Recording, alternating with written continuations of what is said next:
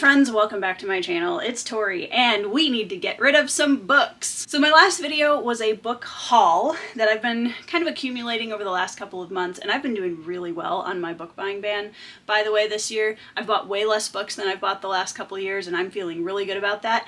However, I did just bring a stack of books into the house this last couple of months, and it is time for me to go through my shelves and take out some more. I'm going to try really hard to do a little bit of unhaul every time I bring books into the house, because I just think that's a good practice anyway, to kind of go through everything and make sure that my shelves still reflect the library that I want to build. So I'm gonna go shelf by shelf, and we're gonna pull out some books, you guys. I'm really excited about this. I already have some things in mind that I know are probably gonna be leaving us. I actually pulled a few things off the shelves already that I'm gonna show you guys. The first one is 3 by Ted Dekker. This is a thriller that supposedly has a character who has a specific mental illness that I've talked about on my channel before, and I wanted to read it only because I wanted to see how the mental illness was portrayed in this book, and I got to a point where I honestly just realized I've been debating on unhauling this book for probably 5 years, 4 or 5 years, ever since I bought it, because I was like, I don't know if it's worth the mental agony of reading through another story that just doesn't do well. And I don't know, maybe it does better. I doubt it, because it's a mystery thriller. That tends to immediately put me on guard a little bit more. So I decided I'm just going to take a load off my shoulders and send it along to somebody else, because I just don't care enough to read it anymore. The second one is one I actually picked up this year. It's Empress Dowager Cixi. I'm not entirely sure how to pronounce her name, I apologize. But this is a nonfiction account of one of the most influential concubines/empresses of China, historical China. And I tried a little bit of it. The style of the book is a little bit more dry, I think, than I was hoping. And not maybe just dry, but I wasn't clicking with it, and I just don't know that I want to sit down and read like a textbook about it. So I might look online and see if there's something else about her that I might feel like picking up, but honestly, overall, I'd rather just pass this on to somebody that's going to enjoy it more than me. Next up is kind of a funny story. So this is Heiress by Susan May Warren. And you guys might be thinking, wow, that doesn't look like a book that Tori would have on her shelves. And you're right. But I found it in a suitcase that we hadn't used for over a decade. I have no idea where this book came from, you guys. I don't know if someone gave it to me. I don't know if I picked it out of a bin. I have no idea. I have no idea where this book came from, other than the fact that it was just in a pocket of this suitcase when we pulled it out to use it for our vacation. And needless to say, this is not a book that I have any interest in reading, so I would happily pass it along to someone else who would. Next up is this beauty right here. This is Great Expectations by Charles Dickens. It is a beautiful faux leather-bound cover with gold foiled pages, and the only reason that I am letting it go is because we actually have a vintage collection of Charles Dickens in our glass case. I still need to do a video about vintage books that we own, because we have an entire collection of them. But this one, both Ben and I agreed it's beautiful, but honestly, we already have a collection that we like a lot in hardcover that's much older than this. And I'd rather just send it on again to somebody who would love to have it on their shelves. The next one is a book I read in college, Reading Lolita and Tehran, and I've kind of kept it just because I was still processing for a long time how I felt about it. I got some good things out of it in the class discussion and really enjoyed a lot of the idea of, or concept of, this book, but the execution of the book isn't something that I know that I'd ever go back to, so I think we're gonna let it go. Then I also pulled The Girl Who Fell Beneath the Sea, which I read a couple months ago, and it was fine, it was cute, it had some really beautiful atmosphere and world building to it. However, I just don't know that I liked it enough to keep it or read it again, so I'm going to move that along to a new home as well. Alright guys, we're going to move over to the farthest bookshelf. And honestly,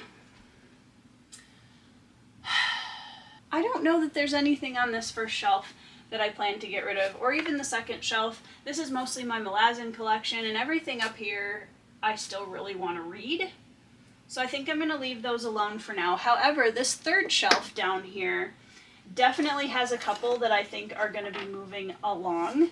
The first two are If Cats Disappeared from the World by Genki Kawamura. I read this also a couple months ago, and there was just entirely not enough cats, which is pretty much my entire review of it. I did say more than that in my videos, so you can go and check that out if you want, but I really love Japanese contemporary novels. This was not one that I loved, so I'm gonna let that one go. And another one is Heaven by Mieko Kawakami. This one I'm still kind of 50-50 on. I'll probably take it off my shelves and put it somewhere and just kind of see how I feel about it for the next few days. This is one that I buddy read with a good friend of mine, John Morrow, and we had a great discussion about it a couple years ago. And I think it's really powerful and potent. I just don't know if it's something that I would want to read again, if that makes sense. I think I've read it, I had a really good discussion about it, and now I'm ready to let it go to somebody else. This one's gonna make some people kind of sad, and I'm so sorry, but I do think that I'm gonna be unhauling The Lions of El Rasan. I really enjoyed my experience reading it overall, but I don't know that it's a book that I'd want to read again, or a book that I loved enough. It didn't have that special factor for me to want to keep it on my shelves. I may get the ebook of it at some point, but I don't feel the need to have the physical copy of it anymore. I think that that is everything from the first shelf, so let's move to the middle. I apologize for the lighting. It's late in the day. I have one ring light. My bedroom light stinks, and that's just how it is, and that's how we roll in this house, so I hope that's not bothering you too much. But let's go to shelf number 2. Okay guys, this is gonna make a lot of people really sad, and I'm so sorry, but I actually think that Sun Eater is gonna be leaving my shelves. So I enjoyed my time with book 1.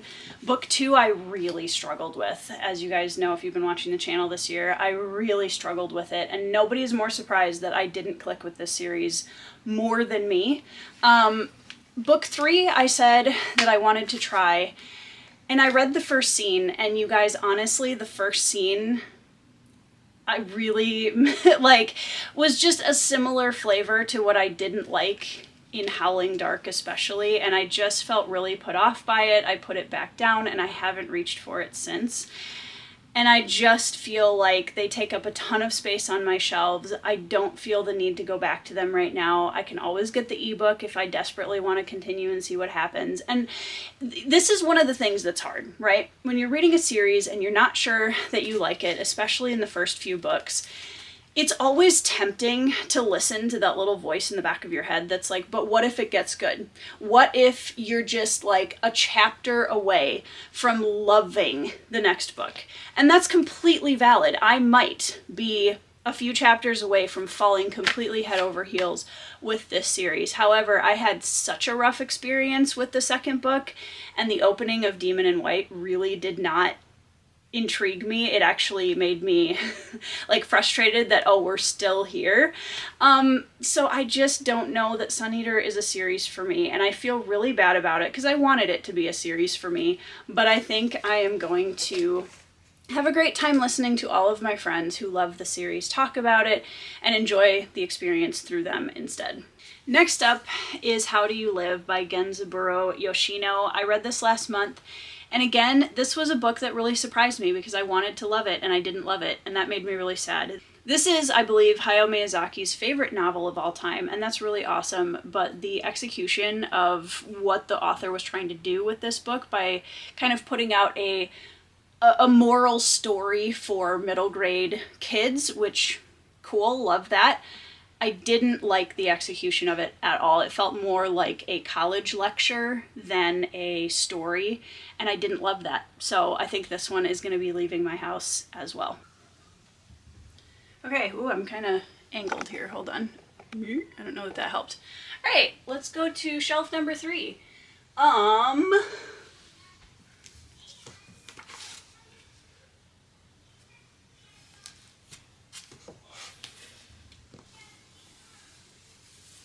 The next 2 books are from my nonfiction and memoir shelf. The first one is Fugitive Visions, An Adoptee's Return to Korea. This one I have tried to get into a couple of times, and it just wasn't pulling me in, and that's, again, nothing to do with the book itself, I'm sure that somebody else will get a lot more out of it than I was.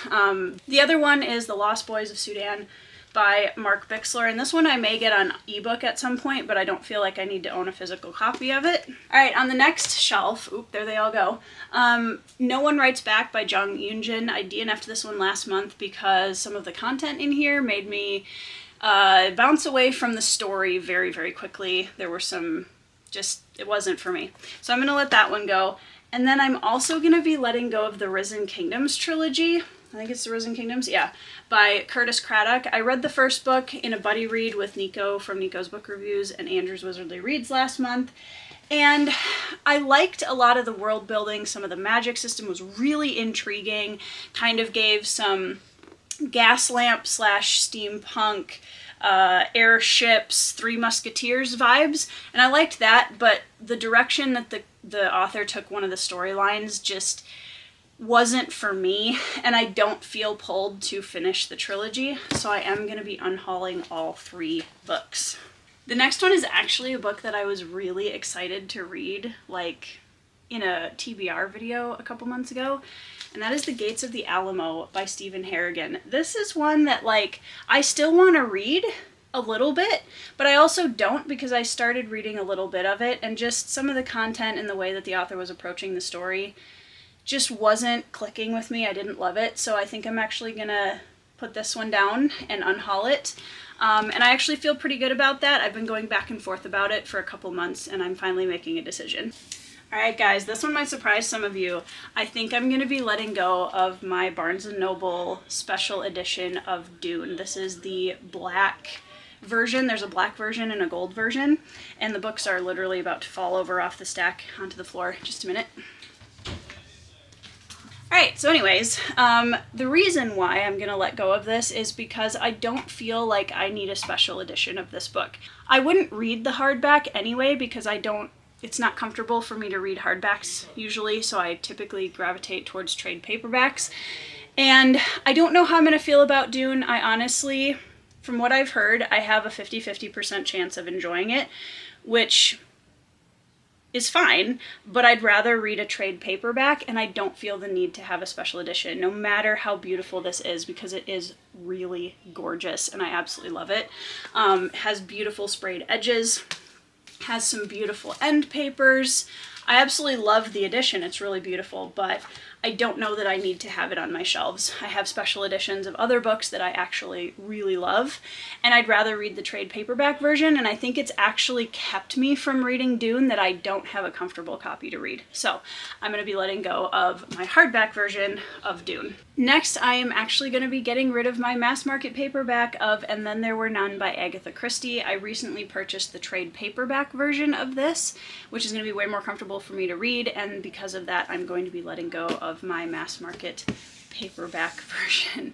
So guys, like, we've got this, and we've got this whole stack of unhaul books, which is quite a bit bigger than the stack of books that I brought in.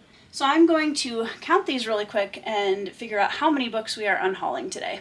I have 24 books on the stacks to unhaul, which feels honestly pretty gosh darn amazing, and I'm really excited because I am seeing some massive gaps in my shelves, which is great, and that just means that I'm going to be able to fit in all of the new books, plus have a little bit of extra room, which is always awesome, because I want to have more room, not less room, and have to go to my husband and tell him we need another bookshelf, because we don't. We really don't. I have plenty of space for the books that I want to read.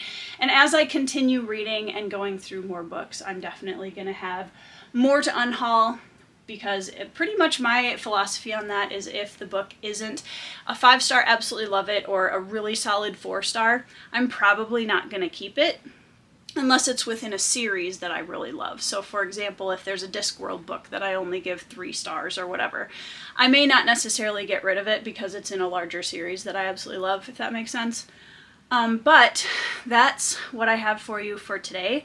I'm really excited to get rid of all of these and open up some space on my shelves. If you are interested in any of these books, I do have a Pango Books shop that I will have down in the description box for you guys to check out.